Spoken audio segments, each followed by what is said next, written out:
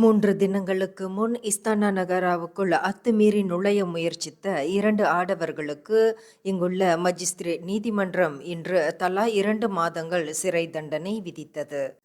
மே 17ஆம் தேதி பிற்பகல் 4:40 மணியளவில் இஸ்தானா நகரா 3வது நுழைவாயிலில் இக்குற்றச் செயலை புரிந்ததை 37 வயது சாலே உடோ, 29 வயது அப்துல் மாலிக் அஸ் ஜுக்ருஃப் ஃபி ஒப்புக்கொண்டதைத் தொடர்ந்து மஜிஸ்திரேட் நூர் லியானா ஹனீம் அப்துல் ஹலீம் இத்தண்டனையை விதித்தார். இந்த இருவரும் அவர்கள் கைது செய்யப்பட்ட மே 17ஆம் தேதியிலிருந்து சிறை தண்டனையை நிறைவேற்ற வேண்டும் என்று அவர் உத்தரவிட்டார்.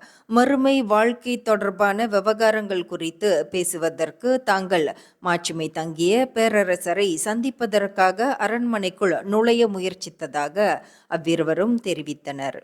இதனிடையே 17.5 அங்குலம் நீளமுள்ள பாராங்கத்தியை வைத்திருந்ததாக பின்னர் செஷன்ஸ் நீதிமன்றத்தில் சாலே மீது குற்றம் சாட்டப்பட்டது. தனக்கு எதிரான இந்த குற்றச்சாட்டை மறுத்து சாலே விசாரணை கோரினார். 3வது நுழைவாயிலில் இவர்கள் வந்த காரை மடக்கிய போலீசார் அதில் 17.5 அங்குலம் நீளம் கொண்ட ஒரு பாராங்கத்தியை கண்டெடுத்தனர். இந்த இருவரும் உடனடியாக கைது செய்யப்பட்டனர். சம்பந்தப்பட்ட இந்த இருவருக்கும் முறையான முன்னுதாரண தண்டனை வழங்கப்பட வேண்டும் என்று டிபிபி ஆர் ஹர்வின் நீதிமன்றத்தை கேட்டுக்கொண்டார். அரண்மனைக்குள் இதுபோன்ற அத்துமீறல் செயல்கள் அவ்வப்போது நிகழ்வதால் இவ்விருவருக்கும் வழங்கப்படும் தண்டனையானது ஒரு பாடமாக இருக்க வேண்டும் என்று அவர் வலியுறுத்தினார். இந்தியர்களின் இதய குரல் மக்களோசை.